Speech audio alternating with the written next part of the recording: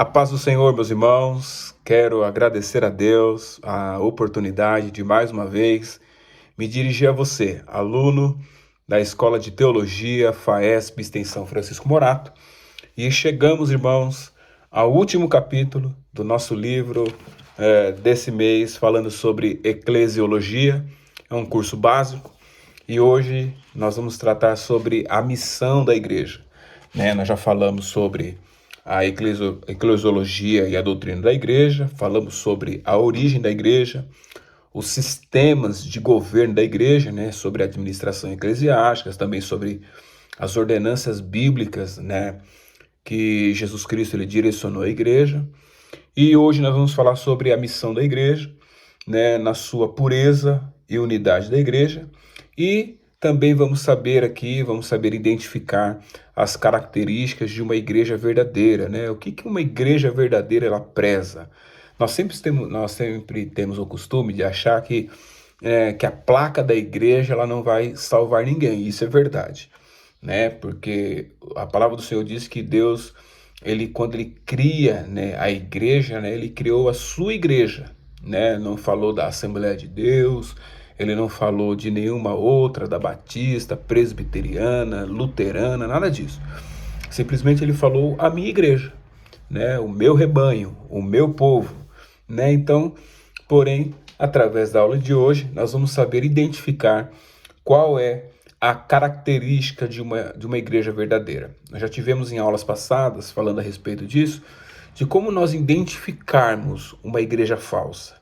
E hoje nós vamos falar sobre a característica de uma igreja verdadeira.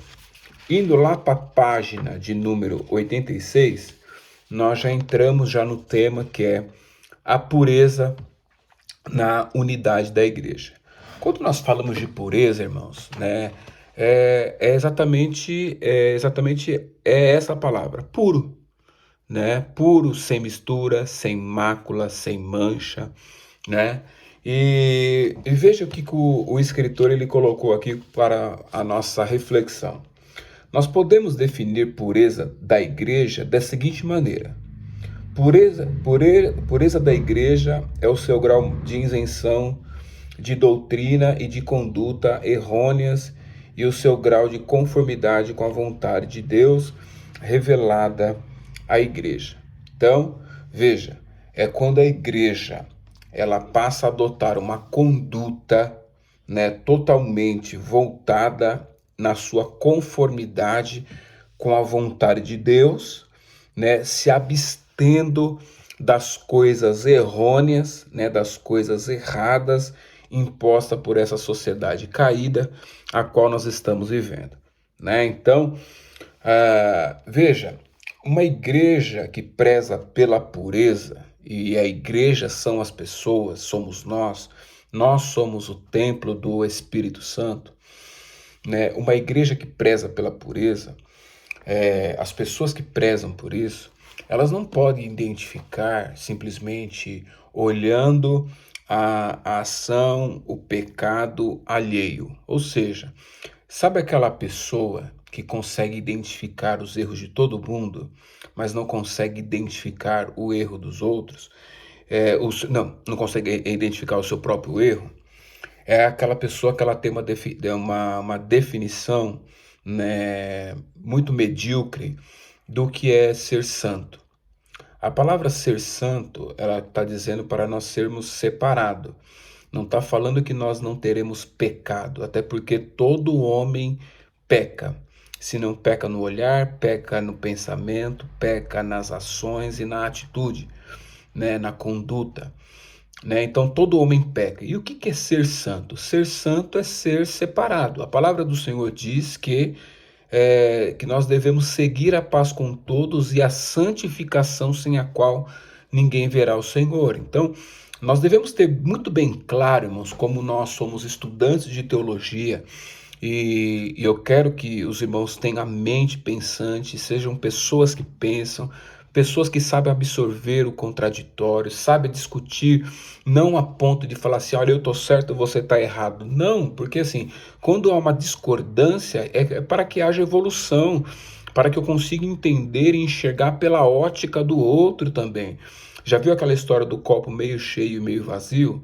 Para uns está meio cheio, para outros está meio vazio. Depende muito do contexto, né? Mas nós devemos estar embasados na palavra do Senhor. Por isso que numa igreja não pode se criar certos grupos, tido como os santarrões, são aquelas pessoas que fazem parte de um corpo, mas não admite outros membros operarem no mesmo corpo. Por quê?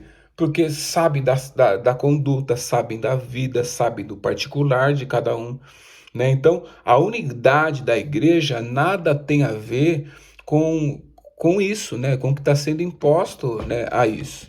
Né? Então, nós precisamos aqui nesta manhã, né, nesse dia, né, falar a respeito disso para que fique claro na sua mente, né? O que é unidade?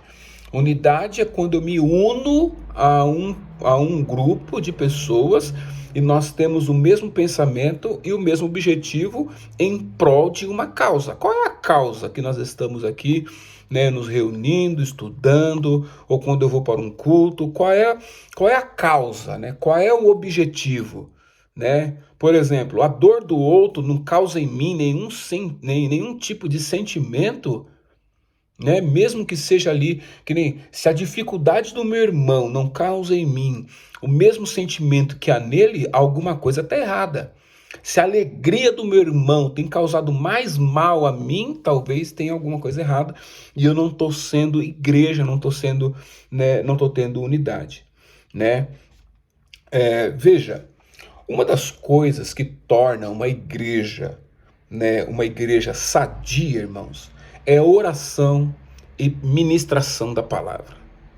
Pessoas, irmãos, que têm essa vida, né, têm essa conduta, né, têm no seu claro entendimento, né, sabendo que assim, ó, uma igreja mais santa, uma igreja mais pura, uma igreja mais unida, elas estão abalizadas, a base delas é a oração e a palavra, né? Isso não pode faltar, irmãos, né, numa igreja sadia, numa igreja que pretende se manter unida até a volta do Senhor.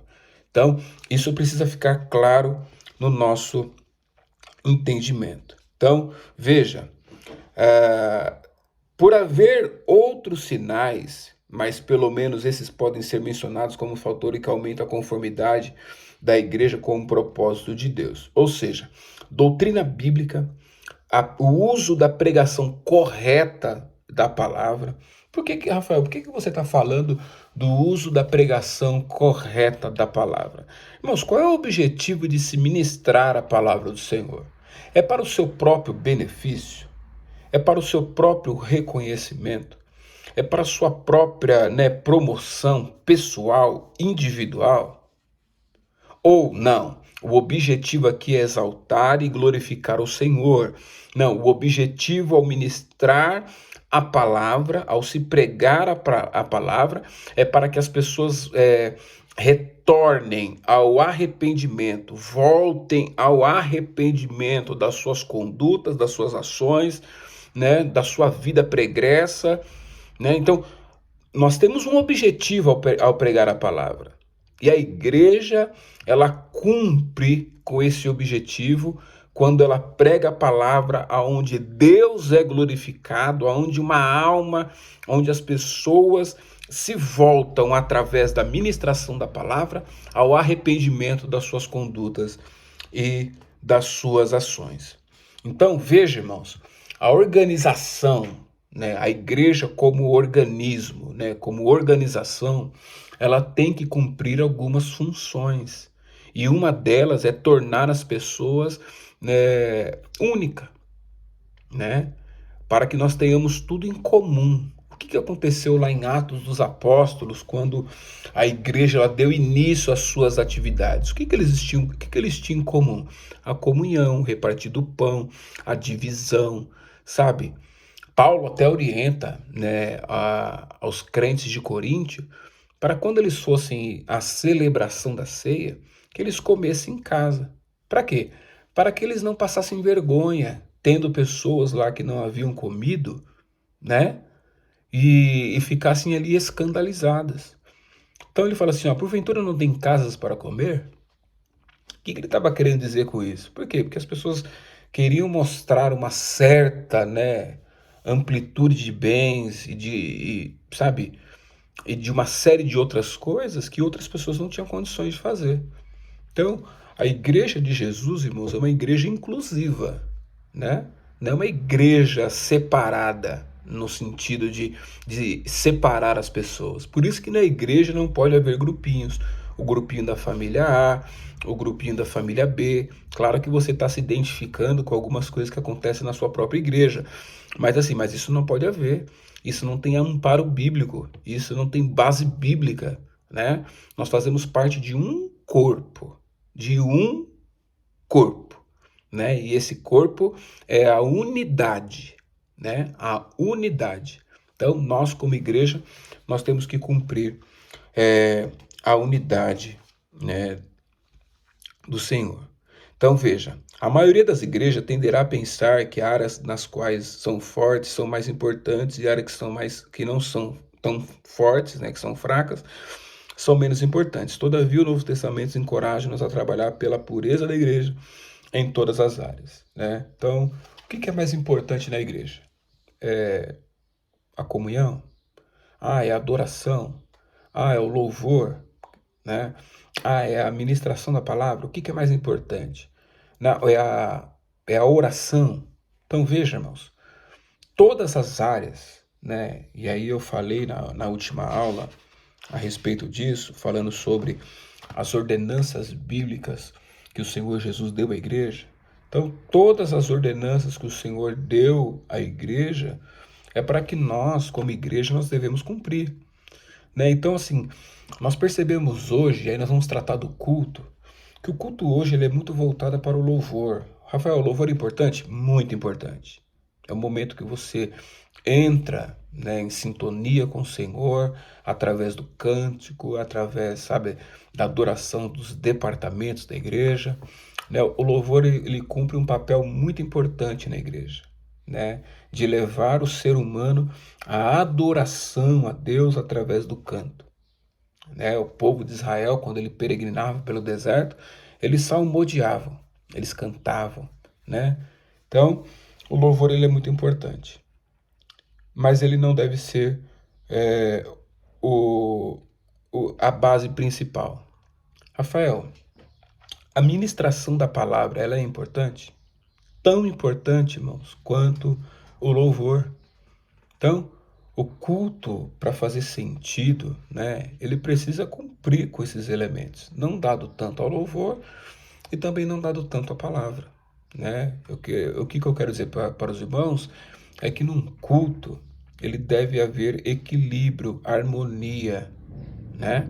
Então, nós temos que tomar o devido cuidado para não se tornar enfadonho, né? Aqueles que estão ali participando e entregando o seu culto. Então, nós não devemos ter como mais importante um determinado ponto do culto ou menos importante outro determinado ponto do culto. O que eu quero chamar a atenção dos irmãos para isso? O culto ele já se torna importante quando eu estou me preparando na minha casa para ir cultuar o Senhor. Eu já estou cultuando a Deus quando eu me visto, quando eu me preparo, quando eu faço meu devocional, quando eu preparo uma palavra. Assim, se o Senhor permitir, nós tivermos uma oportunidade de falar, né? Então, o meu culto ele começa aí, né? E nós chegamos, os cânticos começam a acontecer, o momento da oração, o momento da meditação na palavra, do testemunho, onde Deus fala e eu falo com Deus. Então, tudo isso é importante e não pode faltar, né? Existem pessoas que têm o costume de chegar atrasado nos cultos, né? E acaba perdendo, né? Perdendo boa parte, né, do culto, né? Então Paulo, ele sempre ele chamava a atenção, né, dos seus discípulos, aqueles que o acompanhavam, os seus filhos na fé, né, para sempre o advertindo, né, para que a todo homem, e ensinar a todo homem toda a sabedoria, a fim que apresentemos todo homem perfeito, né, em Cristo. Então, ele sempre falava assim, olha, você que está buscando o episcopado, excelente obra deseja, mas saiba que é um preço a ser pago, né, de dedicação, de ensino, de leitura, de oração, de meditação na palavra. Então, não é simplesmente, nossa, como é que ele consegue pregar dessa forma? Como é que ele consegue cantar dessa forma? Né? Então, veja que para tudo tem que haver uma dedicação. Eu admiro muito, né, os irmãos que estão aí estudando teologia, mesmo que dessa forma, através de um vídeo e acompanhando também através do livro, né? Então, eu vejo que os irmãos têm muito empenho em fazer isso, né? Mas é importante, né, irmãos, que mesmo nesta forma, mesmo que nessa condição, nós tenhamos dedicação. Dedicação em fazer e apresentar o melhor ao Senhor. Na página 89 vai dizer assim, ó, naturalmente, se devemos trabalhar pela pureza da igreja, especialmente da igreja local, aqui Pentercem precisamos reconhecer que isso é um processo e que qualquer igreja da qual participemos terá algum grau de impureza em diversas áreas. Então veja, irmãos, o que ele está querendo dizer aqui? Que em qualquer igreja que nós estivermos, sempre vai haver uma igreja que é mais pura em determinada área e impura em outras áreas. Ou seja, todas as igrejas que nós formos, né, vai apresentar algum tipo ali de eficiência, onde a igreja, nossa, essa igreja preza pela palavra, pela doutrina, pela oração, mas vai mostrar também uma deficiência. Nossa, aqui os irmãos cantam de qualquer jeito, sabe? Fazem o que querem, é muito movimento. Então vai mostrar uma certa deficiência. Isso é para toda a igreja.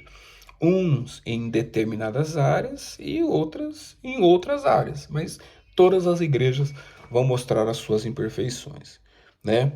Não houve nenhuma igreja perfeita na época do Novo Testamento e não haverá nenhuma igreja perfeita até a volta de Cristo. Isso significa que os cristãos não têm obrigação de procurar a igreja mais perfeita que podem encontrar e depois deixar a casa igreja ainda pura ali que chame mais atenção. Então veja, não adianta você ficar pulando de galho em galho, muda daqui, vou para ali, porque aqui os irmãos é isso, isso e isso, aqui a igreja é assim, assim, assado, o pastor. Então assim, não adianta você ficar procurando a igreja perfeita. A igreja perfeita ela não existe, né? E o escritor ele deixou bem claro que, né, que não existe essa igreja perfeita. Então, se você está aí me ouvindo, está procurando uma igreja, né, perfeita para você congregar, meu amigo, eu sinto lhe dizer que isso você não vai encontrar, né? E não é nem por conta da minha palavra, tá? É porque a igreja perfeita, ela só é encontrada em Jesus Cristo. Se seu alvo é Jesus Cristo, se o seu objetivo é Jesus Cristo, fique aonde você está, né? Então, veja, isso significa que os cristãos não têm obrigação, né, de procurar uma igreja perfeita. Não adianta. Você pode virar aqui, Brasil, onde você for, não existe uma igreja perfeita. Em vez disso, eles devem encontrar uma verdadeira igreja na qual possam ter um ministério eficaz e onde possam também experimentar um crescimento cristão, cristocêntrico. Ou seja, uma igreja que incentive você a progredir, a evoluir como cristão, como ser humano, como pai, como esposo, como esposa. A igreja, irmãos, local, ela tem esses, né, objetivos a cumprir. Sabe, porque existem pessoas que passam a vida inteira dentro de uma igreja, mas continuam com as mesmas práticas, com os mesmos comportamentos, com as mesmas atitudes, sabe, com a mesma conduta, sabe? Então, a igreja ela precisa incentivar os irmãos. Através do quê? Da ministração da palavra e da oração, né? Então, uma igreja que preza por isso é uma igreja que vai te incentivar a ser um homem melhor, uma mulher melhor, sabe? Um pai melhor, um esposo melhor, uma esposa melhor, né? Então, que nós possamos, né, possamos entender isso aqui, né, nesse tempo. Mas precisamos reconhecer que nem todas as igrejas reagirão bem às influências que podem conduzi-las a uma pureza maior. Então veja, Como nós falamos de pessoas, e pessoas é complicado, para mim, irmãos, para mim, né, algo que não pode faltar na minha vida é oração e também meditação na palavra. Mas isso é para mim, entenda? Existem coisas ou algo na vida dos irmãos que é pessoal dos irmãos, né? Veja, ninguém tem uma verdade absoluta. Ninguém tem, né, um pensamento absolutismo. Por quê? Porque fica muito vago. Você preza pela oração e pela palavra, eu prezo pelo louvor e pela adoração e pelo movimento. Eu vou falar que você está certo, eu estou errado, e que eu tô certo e você está errado? Não. Então, nós temos que conviver com essas diferenças, pensando sempre na unidade do corpo de Cristo. Ó, vale a pena lembrar que o protestantismo liberal clássico é humanista e sua abordagem é essencialmente centralizada no homem. Então veja, né, que o protestantismo ele tem a sua centralidade no homem. Vamos falar das igrejas neopentecostais, né? Neo significa novo, o novo Pentecoste. O que eles pregam? Muito o prazer momentâneo, as riquezas terrenas, né? Uma vida de prosperidade aqui na terra. Rafael, tá errado? Não. Dentro do contexto deles. Não está errado. Por quê? Porque é o que eles falam, é o que eles pregam, e é o que está na palavra. Né? Está na palavra isso. Aonde eles se perdem? Quando fala, né, da vida eterna. Aonde eles se perdem? Quando eles não mostram o caminho do arrependimento ao pecador, dando mais importância às coisas terrenas. Por exemplo, se uma pessoa não prospera é porque tem pecado ali. Mas realmente é assim, né? Porque a palavra do Senhor vai dizer o quê? Aquele que confessa e deixa alcança de Deus misericórdia.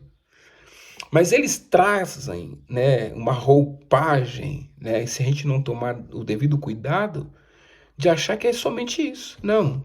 Então é por conta disso. Não, não é, irmãos. Deus ele ainda continua soberano sobre todas as coisas, né? Então veja, é toda centralizada no homem e esquecem da pessoa bendita do Senhor Jesus, né? Então,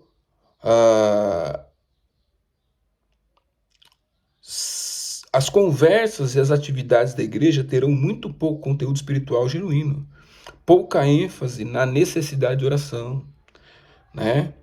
Pelos problemas pessoais, de perdão de pecados, pouca ênfase na leitura bíblica da palavra. Então eles não prezam isso, né? Eles não prezam uma vida de oração, eles não prezam a meditação na palavra, culto de ensino, escola bíblica dominical, eles não prezam nada disso, né? Eles prezam a centralidade do homem, que é diferente daquilo que nós professamos, daquilo que nós acreditamos, né?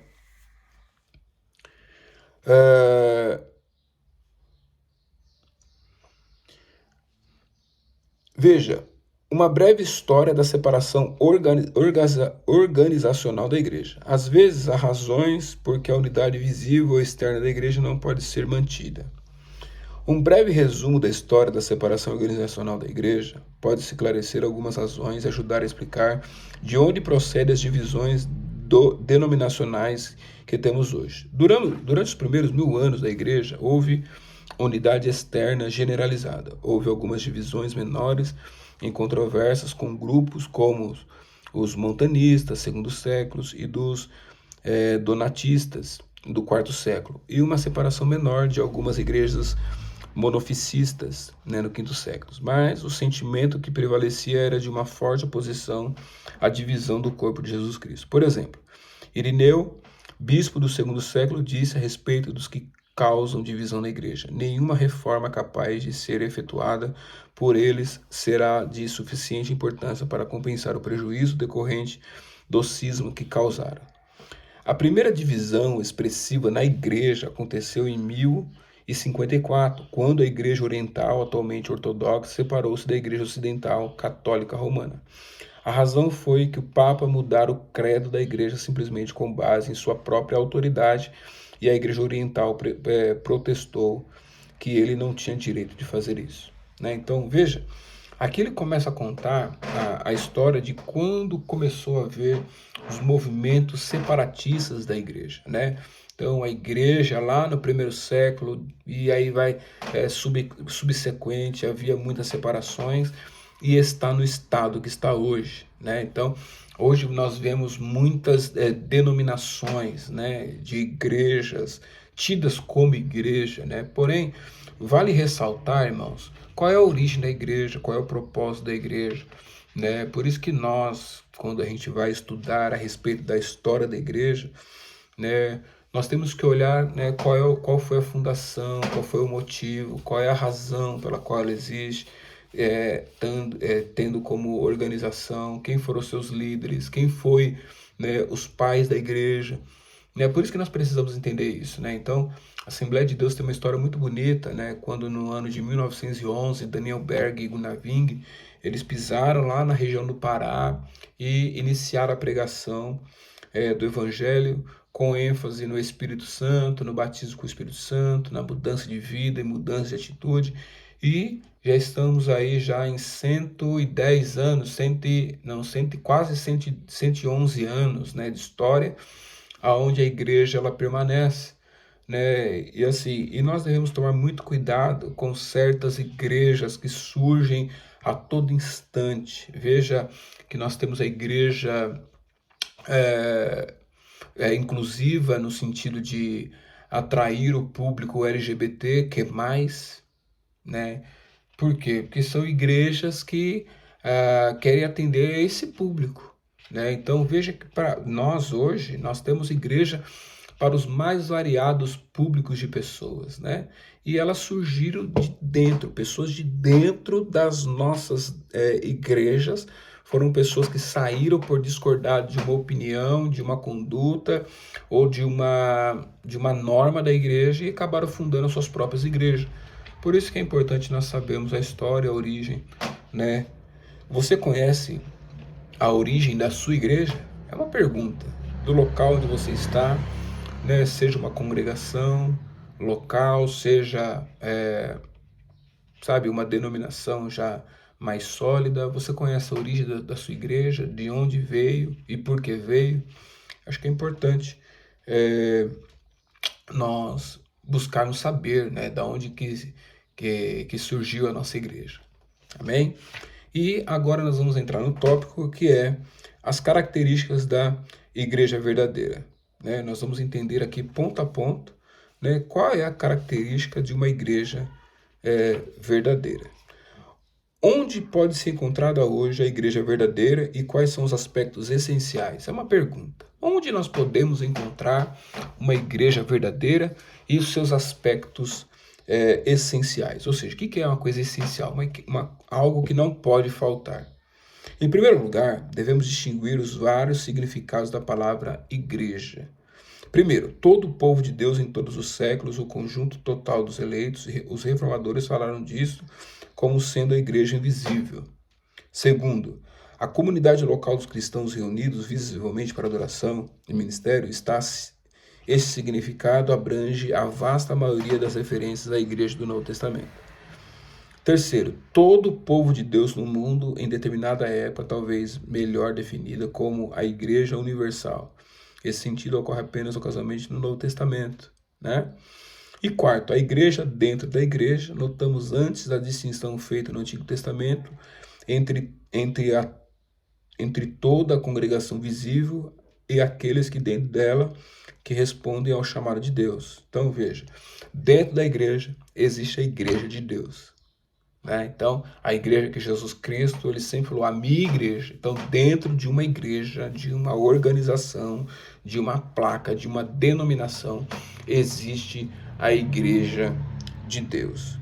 Algo que não pode faltar, né, numa igreja é o que nós estamos falando.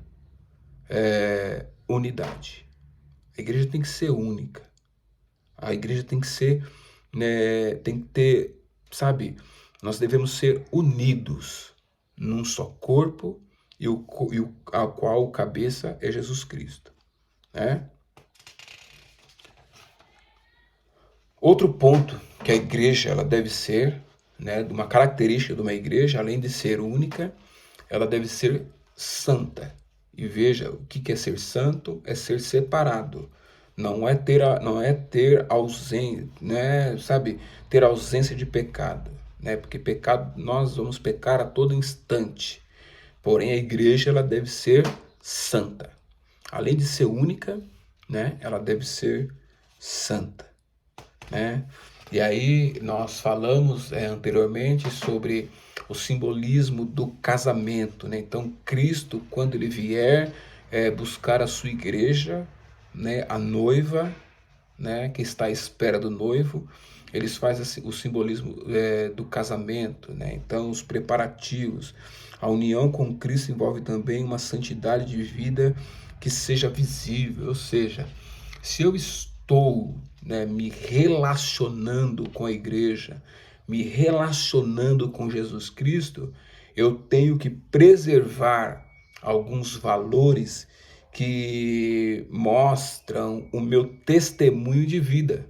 As pessoas precisam ver a mudança que o Evangelho está fazendo e vai continuar fazendo da minha vida, né? Então as pessoas precisam ver isso. Nossa, aquele lá, o Rafael, nossa, aquele lá é ele, mas ele não era aquele, sim, era aquele. E a palavra do Senhor diz que, né, olhando para o alvo, como prêmio da soberana vocação, né? Então nós seguimos para esse alvo. Aí o que a gente faz? Esquecendo-me das coisas que para trás ficam, né? E eu prossigo para aquelas que estão diante de mim. Então, a igreja, irmãos, ela precisa mostrar de uma forma visível os seus frutos, e não é fruto de plástico, igual pastora Helena Tanuri, né? Ela fala em uma das suas ministrações. Existem pessoas que estão apresentando seus frutos de plástico, né? Então, o nosso fruto ele tem que ser um fruto verdadeiro e que ele permaneça, né? Que essa mudança do evangelho na minha vida ele venha permanecer a cada dia, né? A igreja, irmãos, a igreja ela precisa ser católica. E aí nós vamos entender o porquê dessa palavra católica. O termo católico, ele significa literalmente abrangendo ao todo. Em seu uso primitivo significa ser a igreja universal, né? Então, quando a igreja ela é católica, né, ela abrange todo mundo, não só um grupo de pessoas, né? Claro, nós temos a religião, o catolicismo, né, que não tem nada a ver com essa palavra católico no seu uso da sua palavra usual agora. O principal aspecto da catolicidade da igreja primitiva estava na sua abertura para todos, ou seja, era uma igreja inclusiva. Quando nós olhamos a mensagem que está em Lucas capítulo 3, vai falar de João pregando, né, às margens do Jordão o batismo de arrependimento. E muitas pessoas se chegavam a ele. Chegavam publicanos, chegavam-se os gentios, chegavam soldados romanos, né, e dizia: João, o que nós devemos fazer? A partir desse momento, o que nós devemos fazer? Né? E João falava: ó, se você tem 2 túnicas, reparta com quem não tem. Olha, você, soldado, você não precisa agir com grosseria ou com brutalidade contra ninguém. Sabe, fique contente com o seu salário, não precisa pedir mais, falar para o publicano: olha, o publicano era os cobradores de impostos. Olha, você não precisa cobrar além daquilo que é lícito cobrar. Né? Então, veja que João vai trazendo algumas aplicações práticas, na prática, né, de como que o povo ele precisava proceder, né, a partir do momento do encontro com o Senhor. A igreja ela precisa ser apostólica. Por quê? O apóstolo é a testemunha do ministério e da ressurreição de Jesus, né? Então, é um arauto autorizado do evangelho, né? Então, nós somos, irmãos, embaixadores de Cristo, né, para anunciar a palavra de Deus. Então, a igreja, ela precisa ser única, ela precisa ser santa ela precisa ser católica no sentido de abrangência universal das pessoas, ela precisa ser apostólica, né? E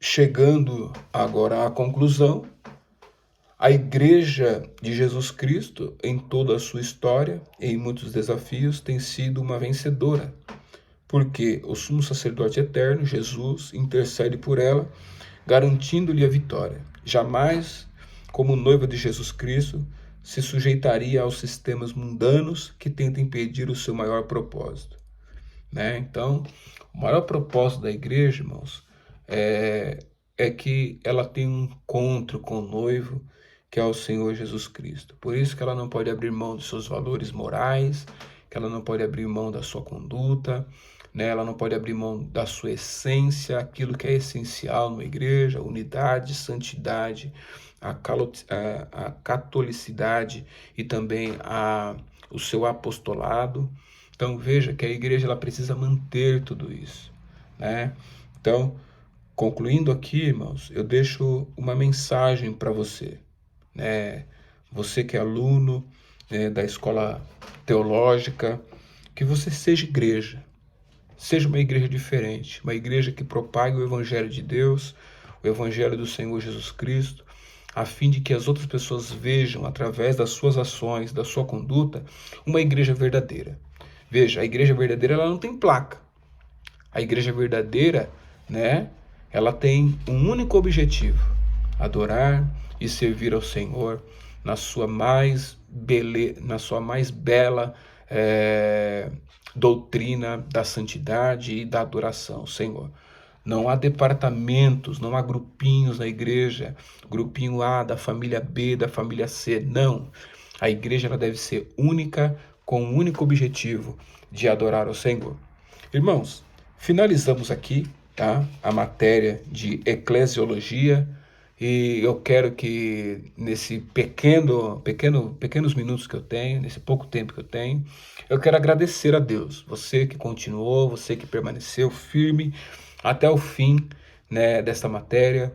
É um período bem, né, dinâmico, né, e a gente acaba, de certa forma, tendo que parar um tempo para meditar, para estudar, mas eu quero te incentivar, né, a continuar crendo no poder da palavra do Senhor. Quero te incentivar a continuar estudando, quero te incentivar a indicar pessoas para o ensino, para que possa evoluir, dizer o que está lá, né, em Oséias, no capítulo 6, dizendo: olha, cresçamos e prossigamos em conhecer ao Senhor. Que Deus em Cristo os abençoe. Até a próxima matéria. Que Deus abençoe.